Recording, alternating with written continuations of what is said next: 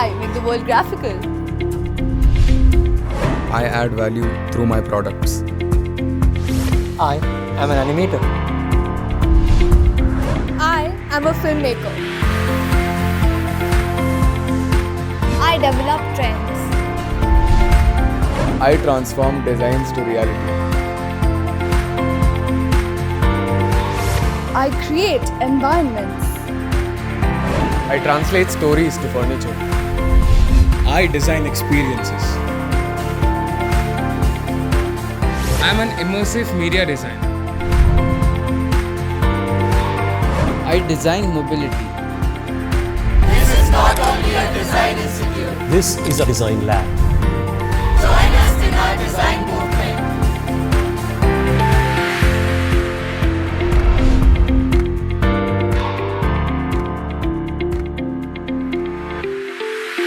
Hello and good afternoon, everyone. I welcome you all to the series of webinars and workshops by MIT Institute of Design.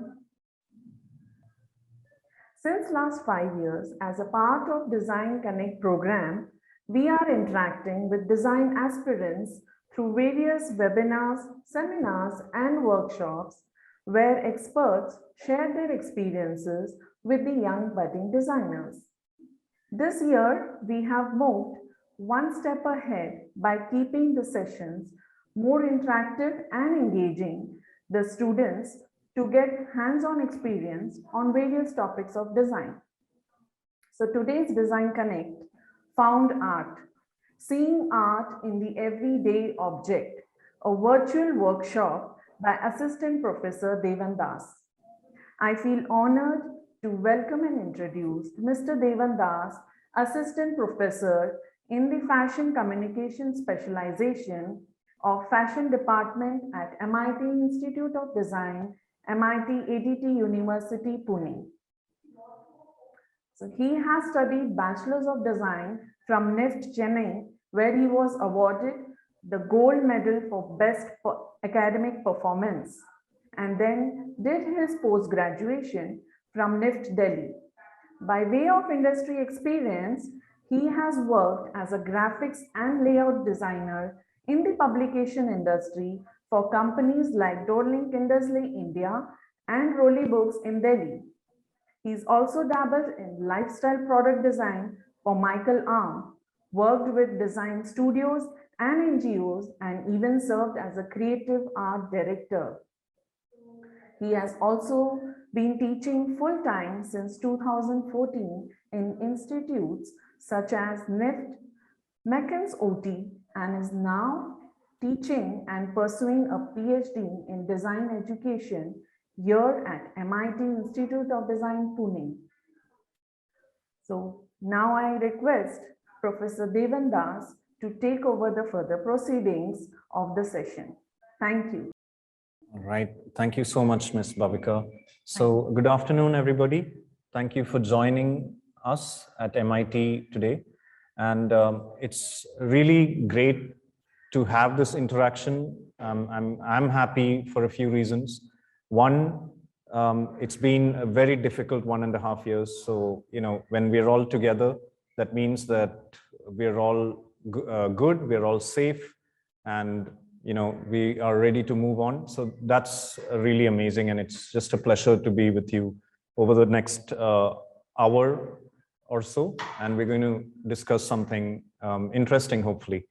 And another reason is that obviously you're all curious about design. You're all curious about art and maybe the interrelationship between these things. So, and this is great because, someone who has been in the design profession for the last 10 plus years, I started out just like you guys, just wanting to find something to do with art and design because that's what we love, right? So sometimes it gets complicated. Things can can start becoming really heavy when it comes to learning design, and you think that there's a lot. You just love to draw, you love to make things, and you loved, music, art, and then suddenly you have to prepare for design entrances and things like that. So I think it's always about just keeping your curiosity alive. And that's what today's workshop is about, just to see art everywhere, in every corner. And that's what we're going to try and do today. So I have the agenda laid out for the next 45 minutes to an hour. What we're going to do is we're going to try and just go through the context of found art, what is an object in relation to art, and how that relates to us. So we're going to have a presentation for 15-20 minutes. And if you have any questions, you can jot it down or just feel free to raise your hands. We have the chat box in front of us, so we can you can chat, you can write down questions in your chat as well.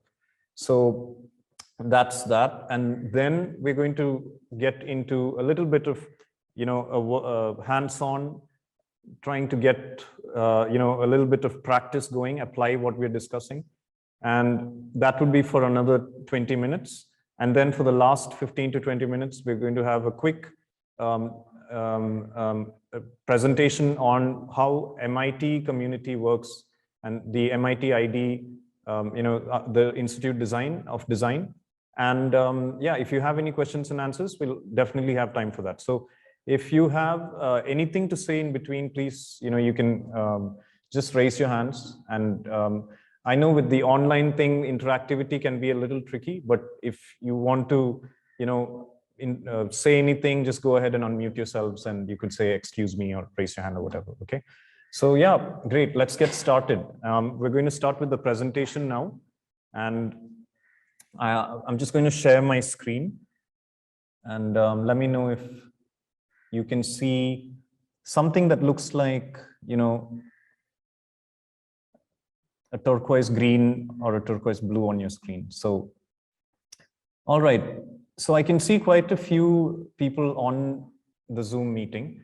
And if I'd just request you to look at that screen, it looks like the sharing might be wrong, or am I right? So can you just look into your screen and see?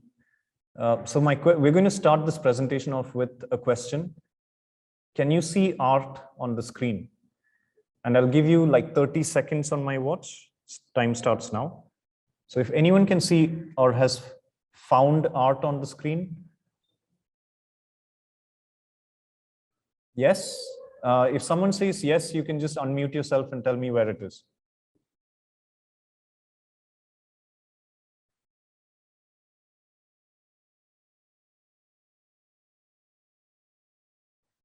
Can anyone,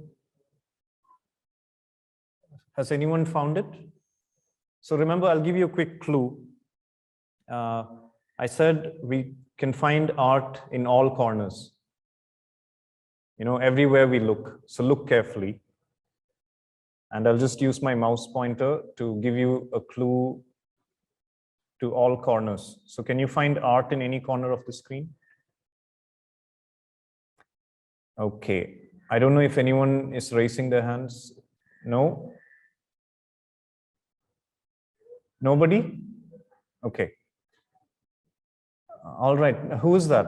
Can you unmute yourself, please? Safan. Hello. Where are you calling from? Pune. Okay. So you found art somewhere? As in, sir, it's a blank screen. So the more we imagine, the more figures we see. Okay, that's a brilliant answer. So if you, what was your name again? Sir, Yash. Yash, if you look at the bottom right of your screen, I've Yes, written sir. the word art over there. Can you see it? My mouse pointer is right over there. Yeah, a small white. So Yes. yeah, just a little trick, but yeah, I mean, I don't know if, but that's good. I mean, you brought out a really good point. So Yes, sir. the more we look at the layers and the more we observe, the more we start seeing meaning in things. And that's Yes, sir. exactly what we're talking about. Thank you, Yash. That's awesome. So we'll, Thank you, sir. yeah. All right, Yash. So just, exactly what Yash said, that's what it is about. The more we see things, the more we find meaning in them. And that's how, we associate it with art. So today we're going to discuss a style of art called found art, which is more informal, which is very personal, and it can have, you know, a really fun ways of exploring. So it's going to be, you know, discussing certain terminology. I'm going to just lay out, you know, what is going to happen in this, you know, our presentation. So we're going to find a few terminology which you can note down, you know, things like assemblage, monochromatic. So you can write down terms, and if you want, we can discuss it at the end of the presentation. We are also going to, through this presentation, we're going to discuss how to organize found objects, what are found objects, and how to emphasize pattern, balance, and rhythm through found objects, okay? And another thing we're going to do is we're also going to recognize, try and recognize symmetry and asymmetry in visual compositions. And we're also going to look at how, you know, we can recognize balance. Okay. So, like I said, you know, I was a design aspirant just like you guys, and I found this, you know, thing called art. It was beautiful. It was something that, you know, we can escape from the realities of, you know, all those other things which can weigh us down, right? So what is this thing called art? And that's a really difficult question. A lot of times it can just, you know, weigh us down. Even the biggest fish sometimes, you know, just feel like we're on land because we can't really, you know, define this term art, right? So there is a dictionary definition that I've just put over here, which is just to show that, you know, a lot of times we accept things which are written down and which are, you know, described for us. So according to the Oxford Dictionary, art says it's an application of the human creative skill, typically in visual form. We also associate art as any creative activity, which may be, you know, music, dance, drama, literature. You know, I don't know how many of us love, you know, these different things. Some of us love, I mean, most of us love all of it. Some of us, you know, might be into dance and different things, but, you know, we all know that, especially even film, obviously we all love film. So it all qualifies as art according to the definition. But does any object that we can just, you know, pick up, does that qualify as art? So that's the question we're going to be asking ourselves today. And we're going to put it in context through the found art style, which we're going to look at it a little bit in a historical context as well through the art movement. And so maybe make sense of it a little more. So first of all, before we go into this, we need to just understand what is a found object, right? So for an artist, you know, especially when we're working with the found art style, we call a found object something that we intentionally, you know, use for our art. So we find a certain interest in it. So obviously we can find things just happen upon them, and that's really, you know, the beauty of this creative style, that things can be very random. It can just, you know, our imagination is the limit, you know. So however, there is a certain idea that as an individual we associate to that object. So we'll look into that as we go along with some examples as well. So for example, we all, you know, when we go to the whoever's, I mean, near the beach, or when we all go to the beach, you know, we have this tendency to pick up the shells. Many of us, especially the boys, you know, we pick up nuts and screws and bolts. Otherwise, everyone, we all, you know, we love to collect stones, pebbles. It could be anything, you know. Sometimes people keep old toys. I'm sure there's some of us have toys, you know, those little toys that we've been collecting since maybe, I don't know, 6 years old. So there are stuff like that. So can these things qualify as art? What about bananas? We see bananas all over the place, but did you know that an Italian artist, an Italian-American artist called Maurizio Cattelan, he made this art which sold for $120,000. So all he did was he took a banana and he taped it on a wall. I mean, how absurd is that? So this became really controversial as well. At the time, I'm sure a lot of you might have seen this. It was in our newspapers here as well. So, you know, the media covered it, and it just became really, you know, something fascinating, because how can just a banana which we see, you know, every day at the market, how can it become something close to, you know, like 80 lakhs in Indian rupees or more? And by the way, he made even, you know, 2-3 versions of this, which sold for more, like $150,000. So what's going on here? You know, how can just an ordinary object be called art? So this is something which, you know, but by the way, does art become, you know, an object become art only when it's expensive? That's also something we need to consider. So we'll discuss this as we go along. So the found art style is, you know, always something that is very similar to other art styles. And I wouldn't exactly call found art a movement in art, but it is, you know, it is close to other movements. So whenever a new art style or a movement, or, you know, something very significant in art takes over, there's always a few commonalities.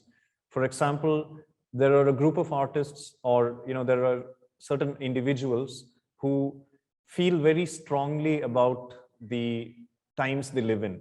So for example, you know, people might, at that time, they reacted against, you know, the way the World War was affecting their life. So it could be culture, politics, it could be personal, you know, influences.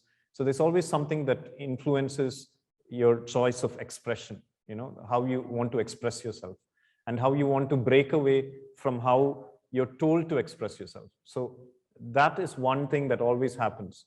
And another thing is that it creates, you know, it strikes a chord with the audience, and you know, we start relating to what is happening. And so then it becomes something that is repeated as well. So one of the earliest examples of the found art style, you know, in 1912, Pablo Picasso, he made this painting in which, you know, he used certain objects. So when we look from afar, it might just look like, again, you know, Pablo Picasso styled cubism and everything. It becomes very, you know, almost like a mishmash.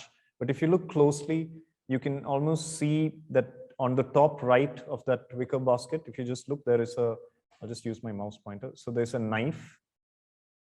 You can see there is the base of a chair, or the cane weaving that's used to make the chair.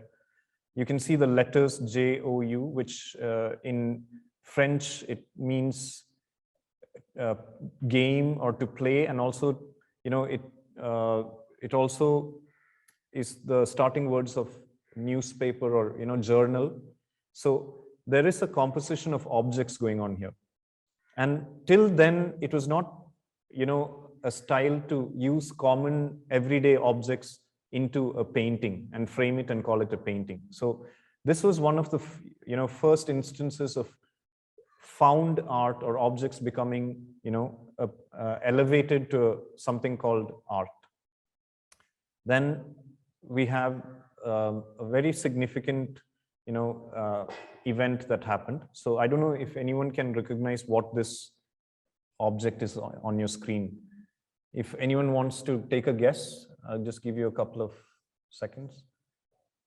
Anyone in your chat, you could just write what you think this object is. I'll just give you maybe like 30 seconds. You can type in the chat what you think it is, and our team here will tell us. Any guesses? Okay. So whoever's written, can you just quickly unmute, and you could tell me your name, and you can tell me.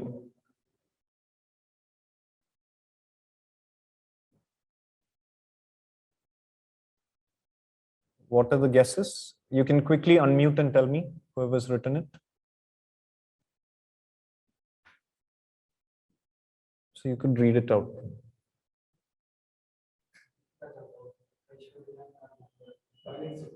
Toilet seat, okay. Yeah, that's close. Okay. Yeah. Yes, exactly. That's who said that? Aishwarya, that's okay. Aishwarya. Ashwini, yeah. Okay, exactly.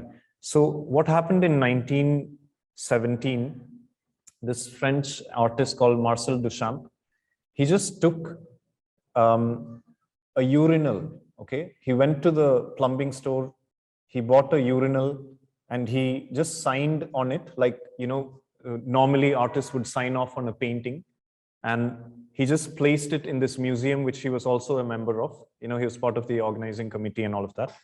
And he just wanted to ask people, and tell them that this is what I consider as art, So this created a lot of controversy because a lot of people started criticizing it, saying, how can you take something that is so, something that's considered dirty or in a place like a toilet and call it art and put it in a museum?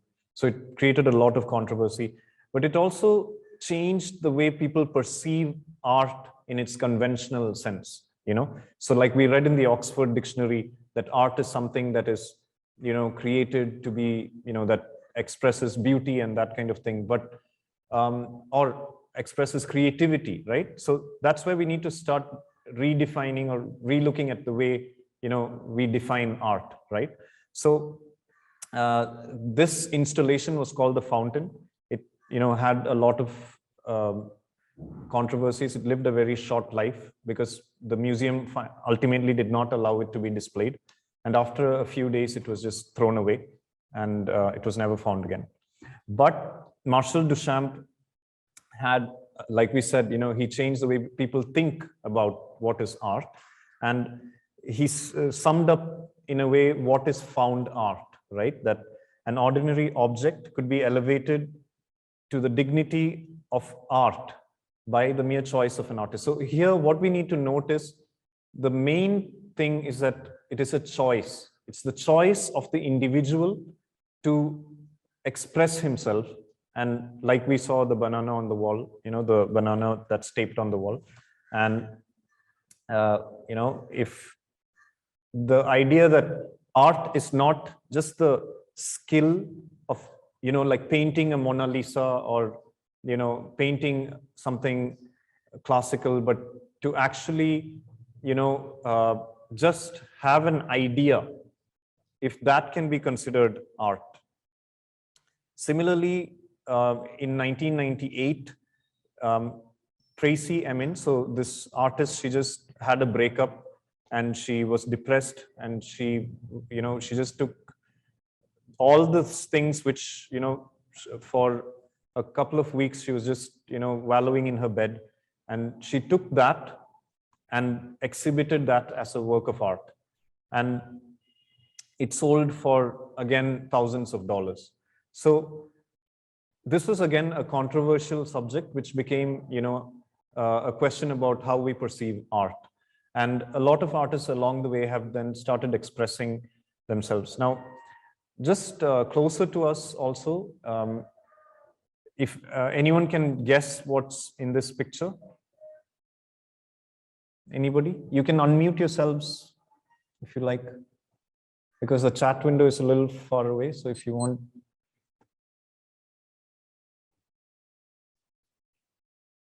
I'll give you like 60 seconds. Can you guess where this is? Is it in Rajasthan, Sambhar? I was expecting that, but it's not. It looks like a desert, doesn't it? Okay, any other guesses? What are those objects maybe that might give you a clue? Nuts or rocks? Near a beach or something. Potatoes on the beachfront. That's interesting, Ashwati. You're close. It's a beachfront, but not potatoes. Shells. Shells, exactly. Good guess, Ashwati. So, a good observation, I must say. So, yeah, these are This is an artist, I mean, this is a art installation by an artist called Subodh Kerkar. He's a Goa artist and a Goan artist, and he's, made a lot of art from what he as a person living in Goa observes around him. Okay, like, so these are seashells, and he takes, walks along the Goan beachside, and he collects all these objects which normally are just discarded, and he then cleans them up. He, gives a certain context to it, and he gives a meaning to it. So this is a very important thing to note about what we call found art. Like Marcel Duchamp at one point of time took something like a urinal. Now here what Subodh Kerkar is doing is he's taking objects from the beach, which you just see, which we normally wouldn't even give a second glance, and he's giving them a certain meaning, right? So this is another very important aspect of found art, to give a title or label your, object. So found objects take on more meaning when you give it a certain title. This is an important thing for us to note as well.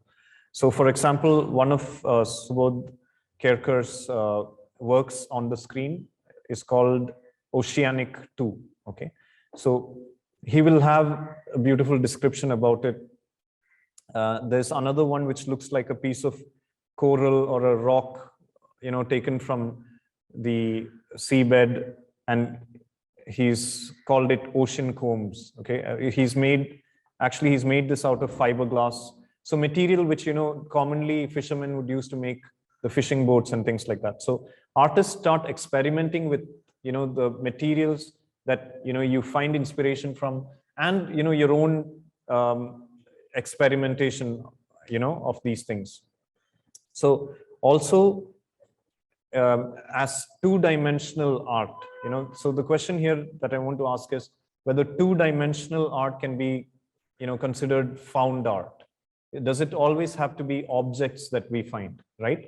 So the answer is yes. Two-dimensional art, like paintings, can also be made out of things. So where styles like montage or collage are used. So we look at how this was also part of the found art style earlier on. So Subodh Kerkar is a master at this. If you all go to Goa, other than the beaches and the architecture, you can also go to the Museum of Goa, where Subodh Kerkar exhibits his work, and it's beautiful. So it's interesting. You can even find videos of him on YouTube or on the Museum of Goa website. So you see that he uses things like the fishing nets, these just discarded material from the beach, and he uses them to create patterns on his paintings. So that's really interesting how again, found objects can influence your art, and maybe not always just take that object as it is. Okay, so how we can just elevate something which might just be discarded, which might have certain meaning for us, but which normally looks like it's something that's just not really of any value, and then give it that meaning and elevate it to what we can call art. Another one of my favorite installations, if you go there, is this huge exhibition of installation called chilies. So these are made out of rubber tires, fiberglass, fabric, and all sorts of different fabric. So they'll all have different textures, and the way you interact with these objects, other than just looking at them as some shapes, or some sort of exaggerated form of a chili or a fruit or whatever, you start having certain reactions to these things. And when you take material which you can find everywhere around you and just start giving it form as well. So there are a few things that we've discussed so far. One is we can take an object and associate our meaning to it and use certain principles of art, or design, and then we can create something that, could be having meaning. Another thing is that we can always label or give, articulate the meaning through the kind of title that we give to that object. Another is that we can use these objects to influence the way we draw things and, we paint things and create textures and, montages and collages. Okay. Now on your screen is another interesting object. So this, it's, I don't know if you can guess again. Should I give another 30 seconds? But I'm doing this 30 seconds thing a lot. If any of you have an answer, just quickly raise your hands. So this is another piece of art by an Indian artist. She was the first lady to manage the Kochi Biennale. Her name is Anita Dubey. So this was a work of art which she made out of.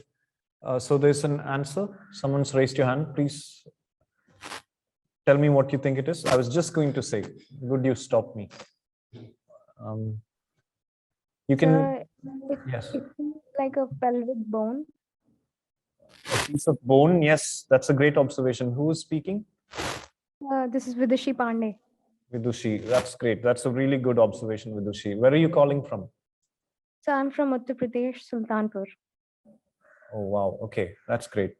And also, I'm Deepa, I'm just going to say Deepa, Deepandita. You've also guessed skull. You're close. So, Vidushi, Deepa, Deepa, where are you from? You can just unmute yourself. Deepika has also said hip bone. Wow. Deepika, do you study biology? You can unmute and speak. Yeah? Deepika? I'm not a biology student. You're a bio student? No, I'm not a biology student. Okay, but that's a great observation. So this is an actual hip bone. Yeah, good, that's great. So people are observing it. It's good to know, so what's happening here is Anita Dubey took these bones, which her brother, who was a medical student, happened to have. And what she did is she covered this with velvet. And she covered it with velvet and small crystals and created an almost ornamental object out of these human bones. It also became a very controversial piece of what we can call art. But Anita Dubey is someone who, expresses her personal, reactions to loss. Like at the time, her father was suffering from cancer. So she wanted to express all that, in some way that she felt as a creative person. So, as an artist, we often take objects. Sometimes it's not just a fanciful, thing to do, to pick up something and, just,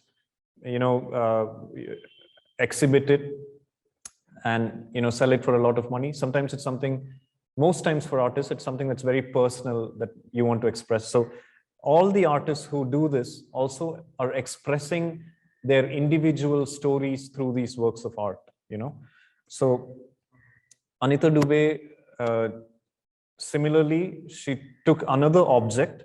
Can anyone guess what this is? This one is, it would be interesting to know. Anyone calling in from Kolkata or Bengal or something? So that's a clue, okay? You can raise your hand, Ashwati, Deepa, Yash. It's the eye of goddess Durga Mata. Okay, that's interesting. That's good. Who is this? Sia Sherke. Sia, where are you calling from? I'm from Kolhapur, Maharashtra. Oh, wow. Okay. That's great. So that's nice to know. Now, why did you say these are Durga Mata's eyes or the goddess Durga's eyes? I've seen various videos from YouTube visiting pandals from Kolkata. So I got an idea looking at the picture. Wow, that's really interesting that you go on YouTube. Mostly people want to see memes and, you know, others rap videos and stuff. But yeah, that's nice. I mean, that's a really good answer. Great observation. So these are the eyes which are made for, you know, the Durga Puja and other festivities for the, you know, the gods, goddesses in mythology. So what Anita Dubey did is she took these eyes and this is just one of her experiments with it. If you guys are interested, you can go and look at it online. So, you know, what she did is she took these eyes and started making visual compositions out of it.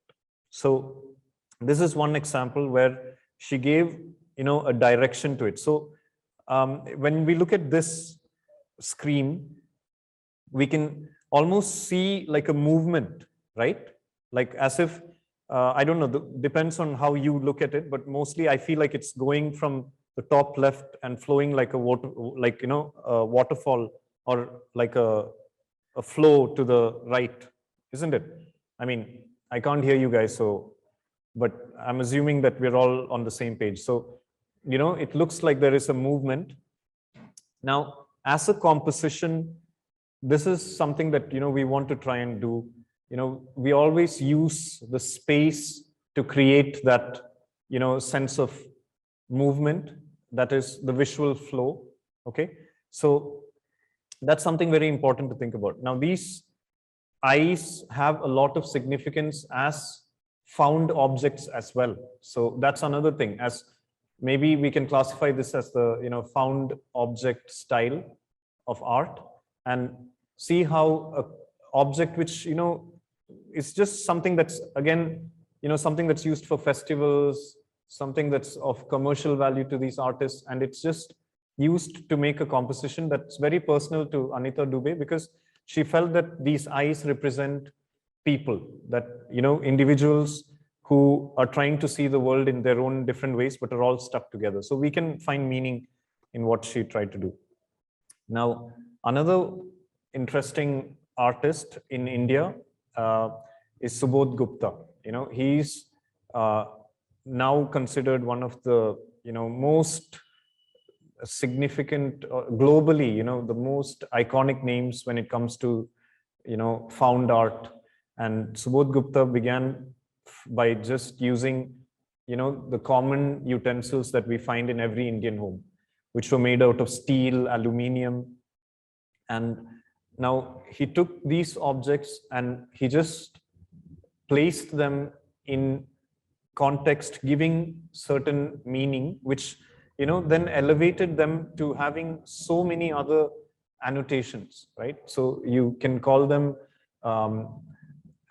you know, representative of the middle class, or of, you know, people who are struggling to find things like, you know, for daily survival, to cook, to carry water.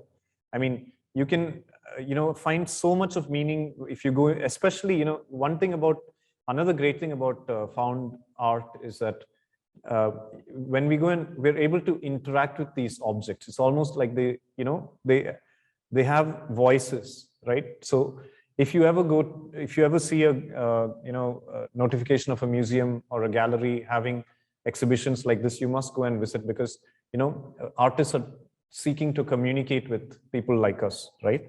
So Subodh Gupta is known for using these steel utensils to create a lot of, you know, larger than life artworks. So another interesting thing which we can look at as, you know, maybe a design principle here is rhythm. Okay, so there is a rhythm that is created by repetition of a single object, right? So it obviously, taking an object by itself, like a banana, and calling it art is one thing. And another thing is when, you know, like a master craftsman like Subodh Gupta, he, you know, creates compositions which are tangible, three-dimensional, interactive. You can actually walk around them, pick them up, and you know, creates a certain composition which is also having its own meaning. So on the right side, you'll see a boat which is with ceiling fans in them, weighed down by utensils. So, like we normally look up and see the ceiling fans, right? Almost in every Indian home, if we look up, we'll see a ceiling fan. Here, the ceiling fans are almost like helicopter blades trying to lift that boat, right? So there's so many meanings, and it's really interesting. Similarly, like this is, talking about all those government files weighing down on, again, it's how we want to interpret it, and we could keep on talking about this. So this is a picture of Subodh Gupta himself. I'm a huge fan of Subodh Gupta. I'm sure you've all heard of him. If you haven't, start looking, and I hope you're writing down these names as a starting point. But if you look up these names, you'll find amazing examples, and hopefully you get to see their work soon. Okay, so quickly, I don't know how much time I've taken, but we're going to try and wind this up really quick for the presentation part so that we can do a little bit of, a practical thing as well.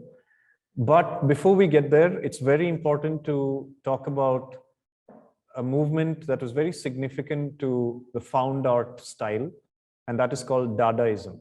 Okay, so Dadaism came about when a group of friends, a group of artists, decided that they just had enough of this whole political drama during, the World War, and they just wanted to express themselves. So what they did is, this is interesting, how the name Dada came about is that they just took a scissor and they stabbed a French-German dictionary, and they found the word that it pointed at was Dada. Okay, so this is important. It sounds like a very random story, but it's important to define Dadaism itself, because the principles of Dadaism is that it should be quite, self-discovered. It should be very spontaneous, and it should really just be self-expression, not a very planned activity. Okay.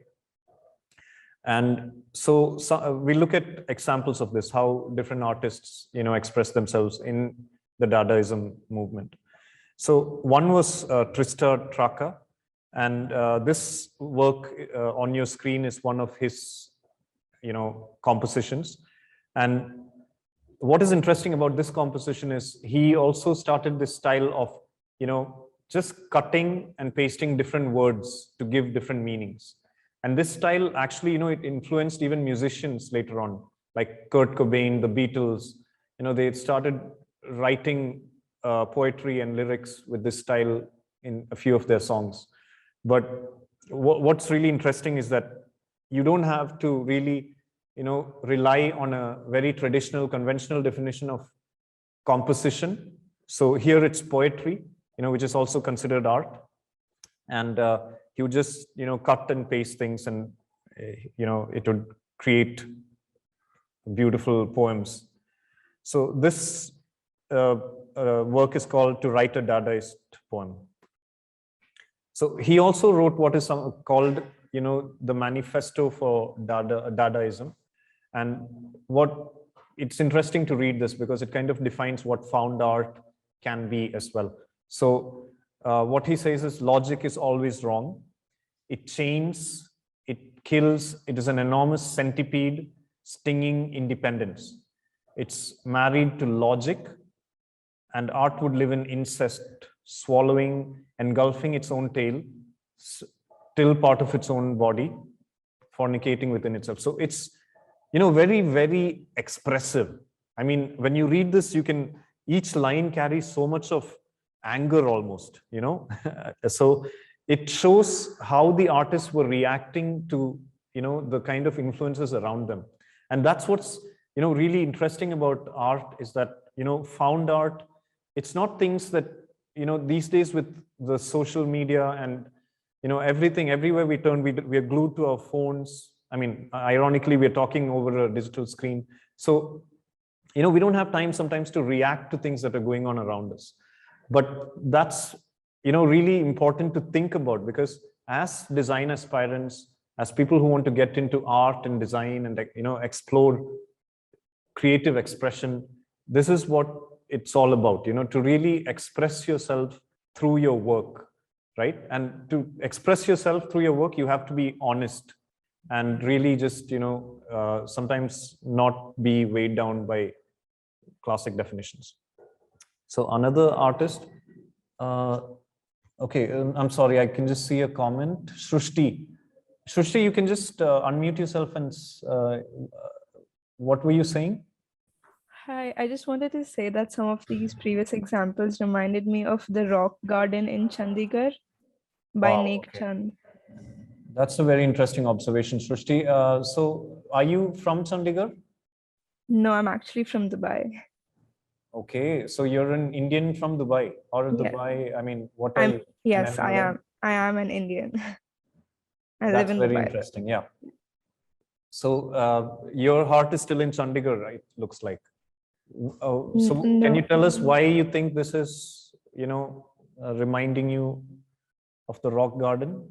So the rock garden, so Nek Chand is an artist who collected a bunch of like trash or discarded items from Indian households and created sculptures. Wow. And the garden is basically entirely built out of these industrial products and all of these waste items. Right, like there are those sculptures of like soldiers with the pants becoming their helmets and things like that. Yes. Yeah. That's really interesting. So it would be really cool to know what Nek Chand was thinking about when he wanted to make this, Yeah, I've been reading about it. That's great. Thank you, Shrushti, for sharing that. So it really goes to show, how these examples are all around us. So found art is not just, about creating something to sell. That would be great to, laugh yourself to the bank, but also express yourself and to see these examples around us. So that's great. And going on to the next one, this is again in the Dadaism movement, one of the significant artists. His name is interesting because he was called Jean or Hans, depending on what language he was using. So his this one, for example, had its own style, so he had his own style as well. Now, it's very interesting to see how, sometimes we are told what art is. It has to be, done in a certain way. But if you can, actually start creating your style through these expressions as well. The next example in the Dadaism movement is Hannah Hork. So Hannah was one of the fewer, people who were, female in the Dadaism movement at the time. So she was an exponent of the montage style. These days we just get on Photoshop, quickly start doing things. But, there is a certain, tangible nature. There's a certain, personal feeling that comes into tearing and sticking things, and we'll try and do a little bit of that in the next couple of minutes together as well. So yeah, Hannah Hork. Now, another significant name in the found art style or the Dadaism is Man Ray. So Man Ray was really interesting because he used just very, really spontaneous ways of just developing film with objects in, not a very organized studio sort of a setup, but just expressing yourself through the way, negatives were developed. So the kind of different reactions that could come about in that process. So, it really begs the question whether, we should be too, straitjacketed and organized when we are approaching design and art, photography, film for that matter, whether we should let creativity flow and give that a certain style of our own. Another very significant work of Dadaism was, something that looks very ordinary, like a wooden head, but it's all the more important because when you look at it, what he tried to show was how, thinking is being restricted by mechanical, industrialization and things like that. So it takes all the more significance because of that. So we're going to end our presentation here. I'm going to leave you with a couple of questions, and we're going to try and do a couple of things which, we looked at so that we can try and make sense of it. I have a few things around me, but I'd like you to just think about, what we talked about. So the questions, first of all, is it good art? What is good art and what is bad art? And when we begin with this question, we can transition to, once you start learning, or practicing design, whether, you see good design around you or bad design, and what is the difference between this? So does it always have to be complex, and does it always have to be, classic, or can you be spontaneous and, simplistic, and maybe even a little abstract? And then what qualifies as a work of art? Okay, can an idea make something art, or does it always have to be a very skilled execution? So these are the questions that I think we have tried to ask ourselves over the last half an hour or more of this discussion. So I'm going to stop the presentation part here. The main thing to note is that objects, often embody a personal story of the artists. They carry more meaning, and just the simplicity of an object can have a lot of significance itself. Like when we saw Anita Dubey use the ice, or when Subodh Gupta uses objects which are part of the Indian household, and they sell for huge amounts of money, but that is a reflection of people accepting art as something that's uniquely our expression. I'm going to wait for that truck to go away. Meanwhile, I don't know if you guys are getting bored of me talking for the last half an hour, but we'll quickly start doing something together. Okay, so what I have planned here is, I've gotten, I walked around the last couple of days, and I collected some items which we have lying around in our institute. We have a workshop called the Maker Space. So we have a lot of activity going on there. That the product design, furniture design students are always making things. So there are a laser cutting lab. So there are lots of stuff that just are kept away after cutting out those positive shapes. So there's a lot of negatives, which I'm going to call negatives, which we might use for making a composition. So also I took a few objects which so not a very healthy habit, but the Coke. So I took the liberty to paint them with my spray cans before this workshop, so that we don't take too much time, and the paint can sometimes be very suffocating. So that, and so I have a few things lying around. So we're going to, and lots of pieces of wood. Okay, so we're going to try and see what we can do with this. So it's almost like a, if you think about it, it's freestyle. We're not going to be too planned and organized. First of all, I know you guys probably don't have a lot of material like this, because I asked you to get any packaging, wrapping paper. So, carton boxes and stuff like that. That's what was mentioned in the little intro to the workshop. So if you have anything like that, what I'm going to ask you to do is, I'll ask you to please just get some of that stuff. You have a sketchbook, you can take a page.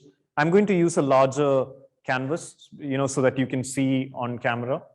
And I'm going to use my spray cans to create a few compositions. Okay, so the idea is that when we do this, we're going to explore space and how we can create a certain visual format in this space. So that's what we're going to do. If you have things, what I'd like you to do is, you could, on your sketchbook, you could take your objects And as we talk, I'd like you to also try and create your visual compositions. What I'm going to ask you to do is to be freestyle. However, take the objects, like we said, so a few things about found art. The key principles that we can call found art is that we are also going to be labeling these objects. Labeling as in, I'm not saying we're going to stick a label on it. We're going to be giving a name to it, or you associate a meaning to it, basically, right? The process of articulating meaning to an object. And we're going to try and express an idea, okay? So first of all, I have a few objects which I'm going to use. So I found this interesting stencil. Someone had cut out what looks like a shark. I have some numbers. And so I'm going to try and make a composition with this. I'll keep this away for the time being. Okay. And let me see what else I can find. So I have a bird's nest, which was thrown away, by the way. I did not pick it up. It was just lying there. Probably fell during a storm or something. And so I'm going to use these objects to create a composition. And let's see how it looks. What I'm going to do is I'm going to use my spray cans. So I'm going to use a contrast. Now, these are things that you learn in design school once you get in your elements of design, and the principles of design, like contrast and emphasis. So I'm not going to go too deep into making a very textbook definition of principles, but we're going to just try and have some fun with this, and hopefully you can make sense of it. Okay, so I'm going to try and just create a composition here, which I'm going to call nature. Okay, so because I have this bird's nest, and it kind of really takes over the definition of what I want to do here. And I'm going to use these curves because it looks, what's nature without some curves, right? And I'm going to use this fish. So I like this because I feel like, it can create a certain element of, visual weight towards the bottom. So I'm starting to see a pattern here, okay? And so what I'm going to do is I'm going to also use repetition. So what you guys could do is you could get a few objects. I'm doing nature. Next, I'll try and use, maybe we can use the cans. So I'm going to, try and use these cans, and we can do something that maybe to do like a commentary on, drinking too much Coke, maybe. And yeah, I also have this. This was a, little collage that a student did at some time, and it's coincidental. So, I was actually going around looking for things, and a student had made this composition made up of bits of trash, like this bottle top. This is, it looks like a Sprite bottle top or something. And there is, okay, that just fell off. That's a pan candy wrapper. And there's foot mat, it looks like little grass. And there's, the Sprite label. Okay. And yeah, so there's green thread. So I'm going to use this as well. I just found this lying around, and I'm going to use this as a, a nice block on my composition. So, and I'm going to have my bird's nest over there. Okay, so let's see what we can do with this. So what you guys can do is, if you have your objects, I'd like you to, I know you have, hopefully you have your A3 sketchbooks, and I would love it that you do this and share pictures with us, either on Instagram or send us an email or whatever. I'd love to see what, you're doing with this. So I'm going to just take some, Fevicol first of all. I'm going to stick this first.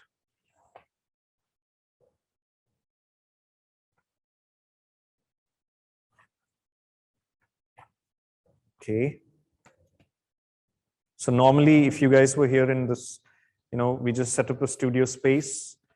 If we're in class together, what we'll do is play some music and just have fun with stuff like this. So you can play music and, just do this. Right now, you wouldn't be able to hear my voice. So yeah, and now I'm going to try and fix this. Let's hope Fevicol works.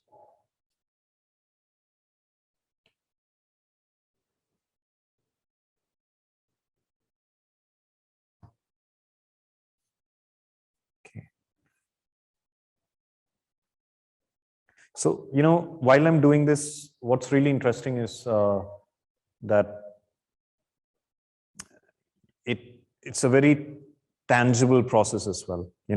There's a certain feeling like I don't want to really ruin this nest, and although it was discarded, for me, I feel like it's something very delicate, and as a work of art, it might look really interesting. Okay, now I'm going to use my stencils. This is always fun. So I'm just so by the way, I had already prepared a black base for this canvas. So I'm going to use black and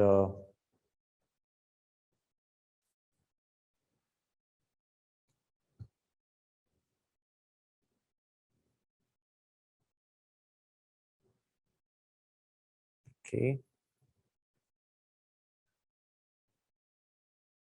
That's not falling off. It's not. Okay. Now what I'm going to do is my favorite part. I'm going to use the spray cans. This can get messy. I would suggest don't do this inside a closed room. Go to the balcony or something whenever you guys get your hands on spray cans, because the smell can be, and the fumes from the cans.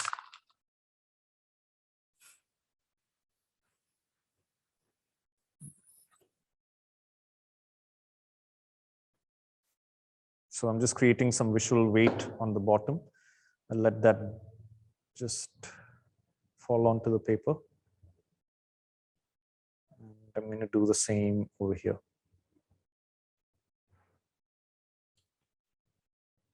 So, I'm going with our discussion of found art. I don't want to be too organized. I want to create a visual composition, but let things flow. The cool thing about spray paint is you can always create a gradation also, even though you're using stencils. So that's interesting.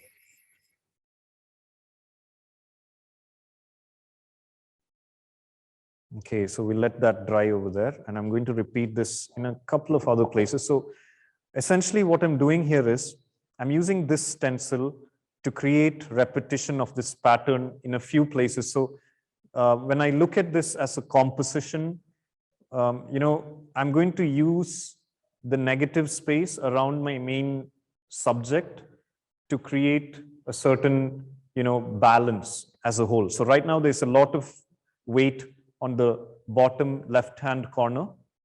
I didn't really, so I just, created this greenery, if we can call it, on the left bottom. I had the bird's nest on the tree, if we can call it, it's just there. And then I thought I can create, some element of visual weight at the bottom. So I'm going to repeat this pattern in a few places, because now what I want to do is I want that sense of repetition to come, so that a few things happen. One, I want to balance the visual weight on this composition. And two, I want also there to be an element of rhythm or continuity, right? So that it repeats in a couple of places. At the same time, like we said, I'm not going to go for a brick repeat or, a typical pattern. I just want it to be more free-flowing, freestyle.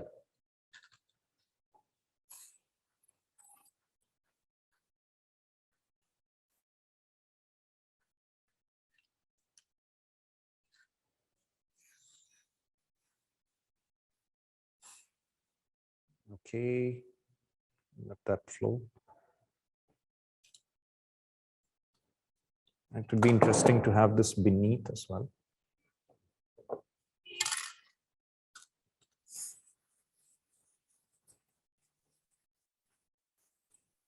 So normally, since it's an online workshop, that's another conversation, whether, doing things online is the best way. But the great part is that we can reach out to Dubai and Kolhapur and everywhere, right, from here. But yeah, if you guys were here, it would be great. The thing is, it takes time to dry. We want to give it time, right? Anyway, so I'm kind of, I think, liking how it's going so far.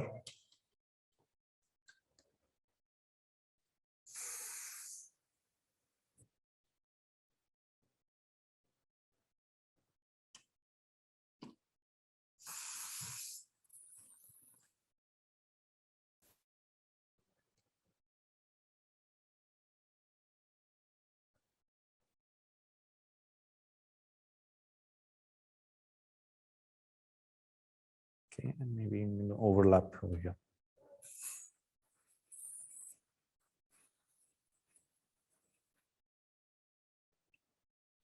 Okay, so I have a few things going on.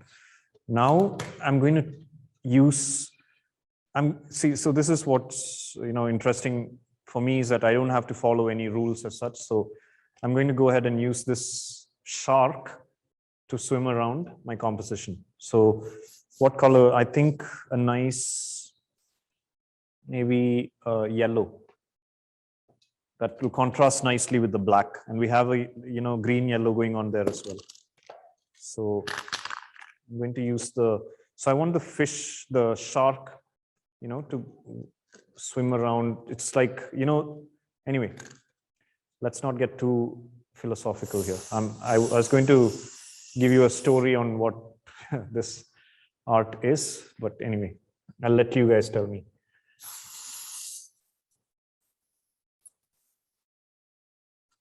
Okay, so I have my shark hunting around. I'm going to use now these little white to overlap as well.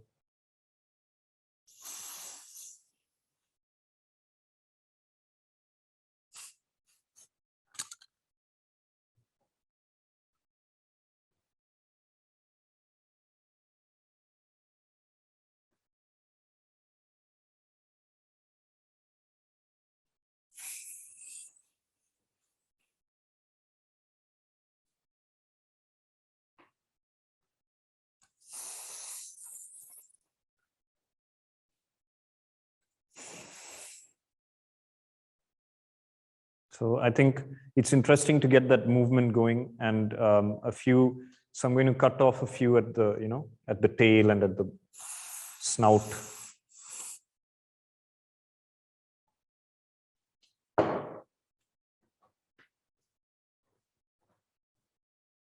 Cloth somewhere.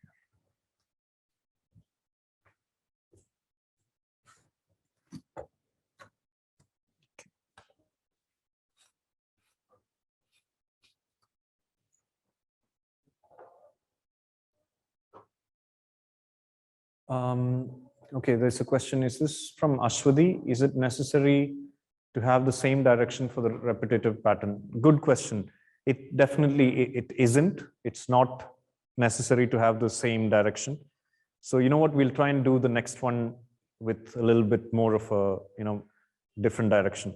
So here, to be honest, I'm a little restricted by the angle that I'm, facing you guys in the camera. So I'm going with that. But I'm also, Ashwadi, to answer your question, it does not have to be in the same direction. I'm purposefully doing that because I want to create a sense of motion, like, like the fish is swimming by. Okay. Does that answer your question, Ashwadi? You could just say yes or unmute yourself. I feel like I'm speaking to myself here. So, by the way, are you guys doing something? Anybody? If you are, you can just let us know.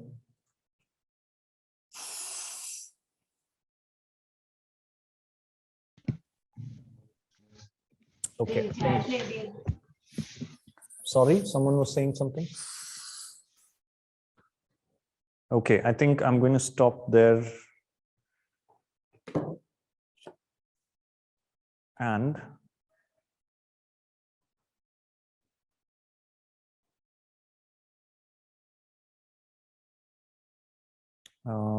with this one, I'm going to use the green again.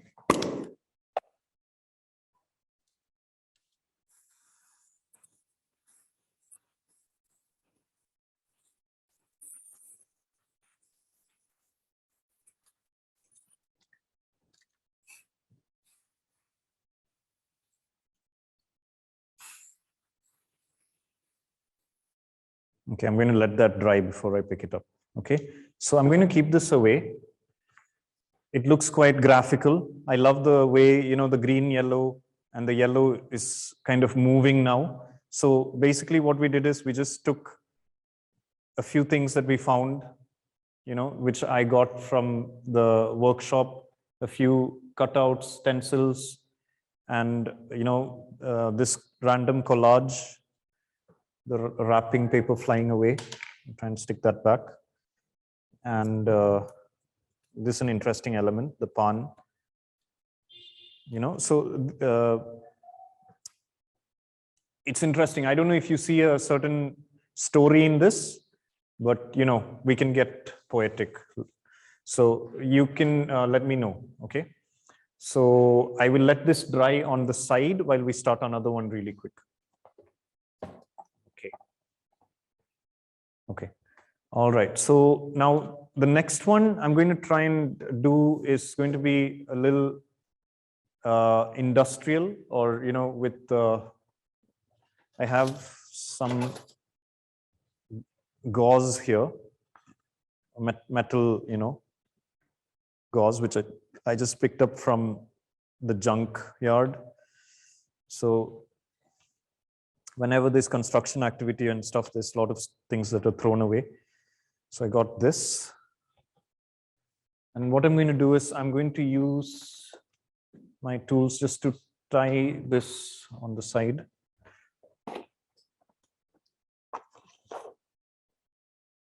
So really, like you can see, I haven't really planned this, okay? I'm just seeing what can be done, and I'm going to try and just improvise. So I want this to be tied to the back, so I'm just going to make a few holes here. I'm going to tie this with a piece of wire to the side.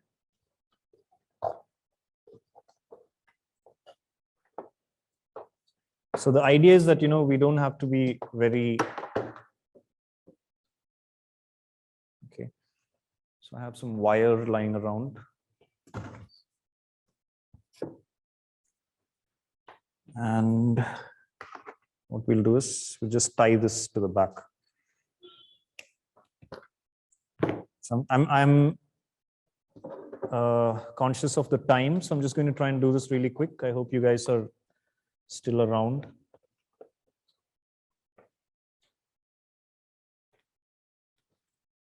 Okay.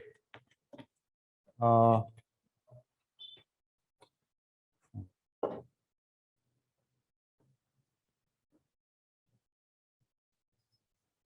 right, so we're going to quickly just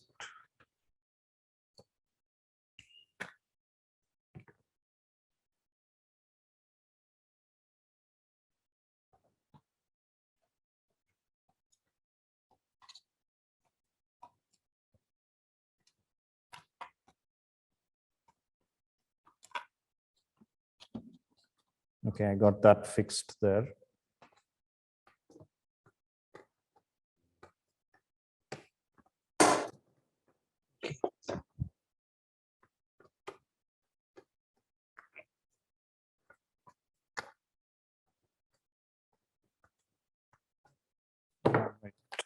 I guess I'm just going to have to do this flat. You know, I'm not going to tie it with the wire because it's taking too much time. So I have, you know, a few elements here which kind of look industrial, and I'm going to go with a black composition now. Again, we're just trying to, you know, create a visual composition. Okay. So gives that very industrial effect. And I'm just going to use repetition again. Okay, so I'm going to use a little bit of overlap and repeat this.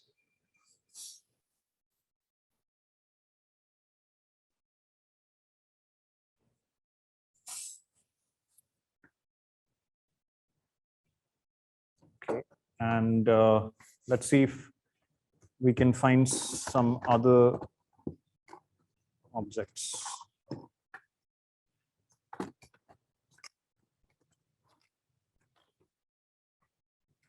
Okay, what's interesting here is I have a few letters. Okay, so I'm just going to stick these near my two stencils with the Fevicol.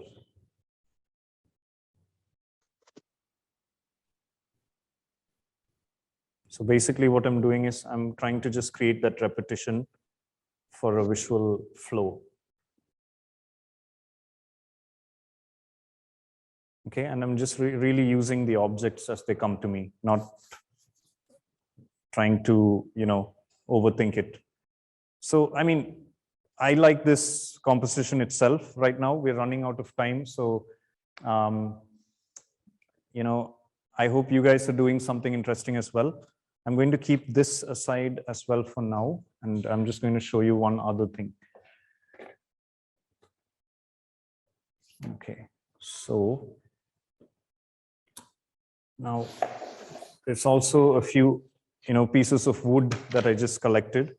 And we can just, try and create something that's called assemblage. Assemblage is a technique of putting together unrelated items to create a visual composition as well. So here I have, you can get Fevicol, which is used for wood. And I'm just going to quickly apply it, stick it on. So I had spray painted this earlier just to save time. I'm just going to stick it onto this piece of wood. And all this stuff is just found lying around,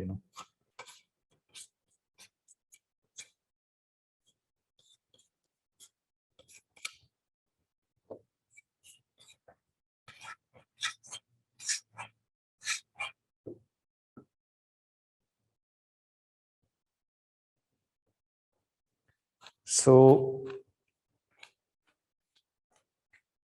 okay, someone's got, who's this? Harshvi says, I feel like the nest symbolizes nature's stability and gives it a home-like attribute. Nature makes us feel like we're at home. The tendril points to the delicacy and beauty of nature. Wow, that's a really cool observation, Harshvi. Right now I'm literally a struggling artist because I'm trying to finish this, and you just made me feel a lot better. Thank you. So I'm going to try and do this really quick. If there was time, I would have tried to, maybe even spray paint these as well. But what I'd like you guys to do is just like Harshvi did, you could write what you feel about these, make your own little compositions. You don't need much, as you can see, it can happen really quick. And, share images and maybe tag me or, tag the institute. And, I'd love to see what you guys are doing.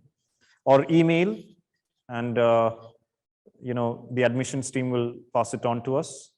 And I'd love to see what you guys are doing, okay? So, yeah, I'm just going to paint this one because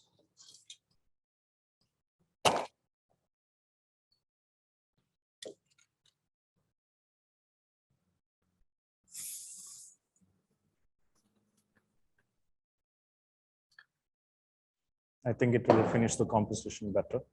So it's almost like an incomplete frame, I'm going to call this the carpenter, okay? So there you go. We made 3 quick compositions, and I will take pictures of this and share it with you by email. We'll share these with you. If you can see the front camera, I'll try and hold this up and hopefully it's not going to fall off. I might need to stick this one.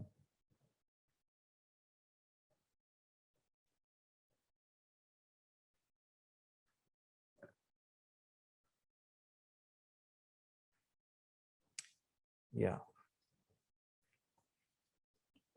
So hopefully things are not going to fall off. So we made a few compositions. This is what we call nature, and Harshvi gave it a really cool definition. This one is our wood assemblage. And yeah.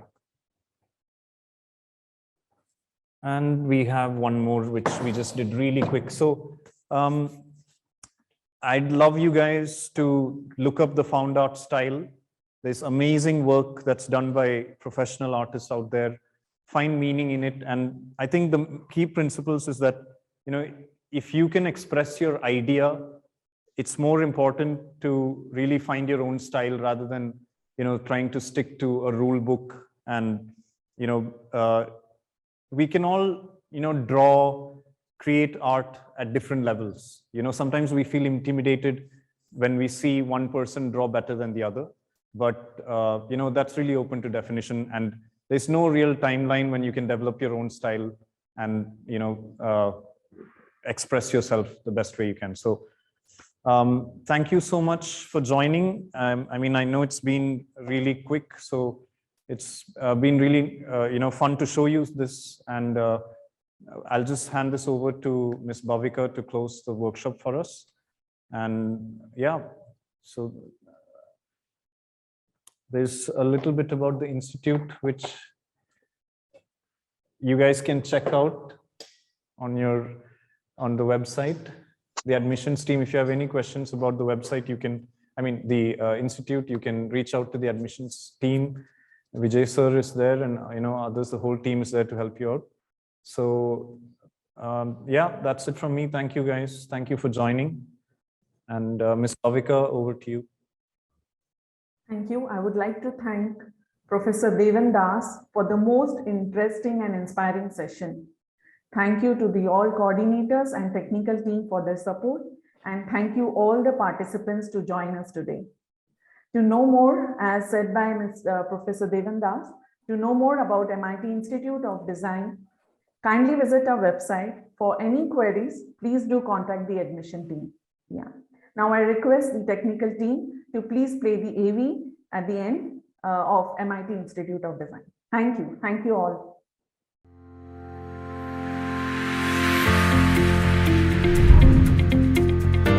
I make the world graphical. I add value through my products. I am an animator. I am a filmmaker. I develop trends. I transform designs to reality. I create environments. I translate stories to furniture. I design experiences. I'm an immersive media designer. I design mobility. This is not only a design institute. This is a design lab.